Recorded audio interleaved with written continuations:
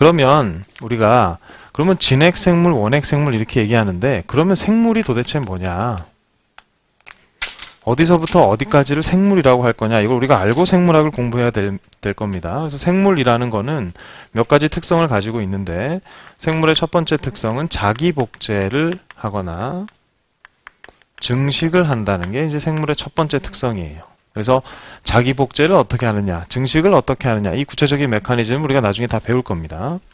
그 다음에 생물이라는 거는 무작위적으로 막 있는 게 아니라 지금 이렇게 원핵생물과 진핵생물을 나눌 때 아까 핵막과 세포소기관이다 그랬는데 그것은 어떤 세포라는 기본적인 한 단위를 전제로 이 세포가 어떻게 생겼냐 그 차이를 보고 이렇게 둘로 나눴다는 거예요.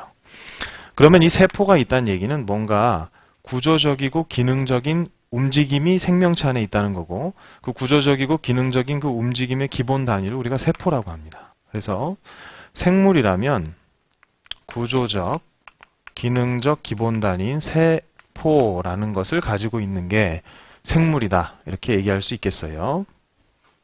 그 다음에 세 번째 생물이 가진 특성은 자극에 반응을 하고 항상성을 유지한다는 거예요. 이게 생물의 세 번째 특성입니다. 그래서 자극을 주면 어떤 생물이건 간에 반응을 하게 되고 항상성이 유지가 돼요. 그 세포의 생명활동을 함에 있어서 동물의 경우에 항상성을 유지하는 것은 신경계하고 주로 호르몬입니다. 그래서 신경계 그러면은 우리 머리로부터 이렇게 내려가는 중추신경계가 있고 말초신경계가 있고 그래요.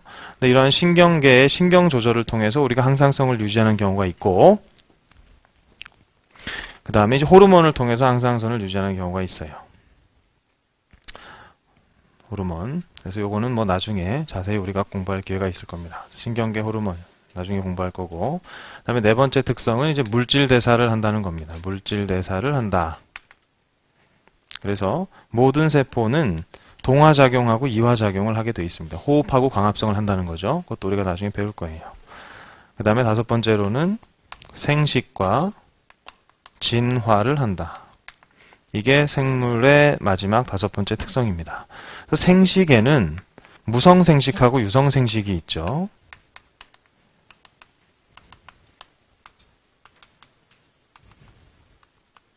무성생식이라는 거는 성의 구분이 없다는 뜻이에요. 그래서 어떤 개체가 있다가 이 개체가 그냥 두 개가 됩니다. 그럼 한 개체가 그냥 두 개가 되려면 하나에서 뭐가 나와가지고 뭐가 만들어지거나 얘가 탁 분리가 되거나 이런 식으로 돼야 될 거예요. 이런 걸 우리가 무성생식이라고 합니다. 몸의 일부가 분리돼서 만들어진다는 거예요. 그럼 반면에 유성생식은 뭐예요? 유성생식이라는 거는 생식세포 두 개가 만나서 하나의 새로운 개체를 구성한다는 거거든요. 그러니까 서로 다른 두 개가 만나서 새로운 하나를 구성하는 거야. 그럼 얘와 얘의 가장 큰 차이가 뭐겠어요? 유성생식하고 무성생식. 여러분 쓰느라고 시간 낭비하지 말고 여러분 아직 시험은 1년이나 남아있고 지금 생물학을 처음 공부하는 시기이기 때문에 생각하는 연습이 필요합니다. 무슨 공부든지 간에 그냥 써있는 텍스트를 자꾸 암기만 해가지고는 어느 정도 이상 실력이 늘 수가 없고 시험을 잘 볼 수가 없어요. 항상 수업 시간에 저랑 같이 수업할 때는 다른 수업은 잘 모르겠지만 저랑 진행할 때는 항상 생각을 해야 됩니다. 생물을 내가 보고 왜 이렇게 나눴을까? 응? 뭐가 다르겠어요? 얘는 무성생식을 한다 그러면 개체가 어떻게 되겠어요? 다 똑같은 애들만 나올까요? 그죠? 유성생식을 하면 두 개가 섞여서 새로운 애들이 나오기 때문에 각기 다른 애들이 나오겠죠? 그러면 얘네들은 다 똑같은 애들이 나오고 다른 애들이 나와. 시간은 누가 더 많이 걸릴까요? 개체가 복제되거나 새로 만들어 걸리는 시간은 얘가 많이 걸릴까요? 유성생식. 그죠? 그러면 시간은 얘가 빨라. 그러니까 엄청나게 자신의 개체수를 확 늘려가지고 자기 자손을 만들 수가 있는데 단점은 뭐겠어요? 환경이 변화되거나 악화되면 얘네들은 몰살할 수가 있다고. 그러니까 환경에 대한 적응력 면에서는 유성생식이 유리하지만 무성생식은 속도가 느리겠죠. 그렇죠? 그래서 유성생식하고 무성생식으로 우리가 크게 나눌 수 있다. 유성생식에서 이제 또 하나 중요한 거는 해로운 돌연변이가 여기는 그대로 계속 나갑니다. 뭔가 개체의 생존에 해로운 돌연변이가 나타났을 때 무성생식에서는 그 돌연변이를 막을 수가 없어요. 똑같이 계속 복제가 되니까. 유성생식에는 뭐 예를 들어 2n에서 n이 됐다가 다시 2n이 되는 거기 때문에 이 각각의 과정에서 돌연변이를 억제할 수 있는 여러 가지 메커니즘들이 있습니다. 우리 몸속에 생겨서 병을 일으키는 돌연변이가 뭐예요? 암이잖아, 암. 응? 암.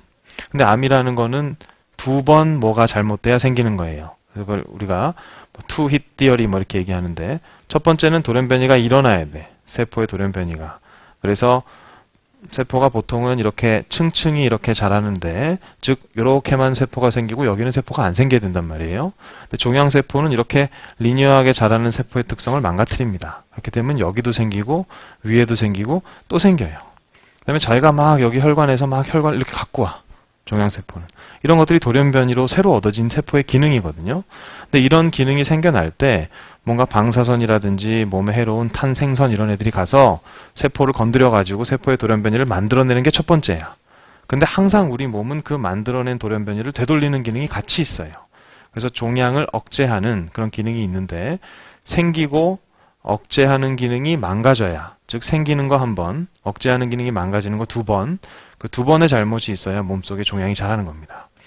그래서 항상 유성생식의 메커니즘과 뭐 관련이 있겠지만 수정하는 그런 메커니즘이 우리 몸속엔 있는데, 그런 것들이 무성생식에는 없어서 좀 위험할 수 있다. 그래서 어쨌든 이 다섯 가지가, 우리가 생물이다 그러면 이 다섯 가지가 특성이어야 되는 거예요. 생물의 특성.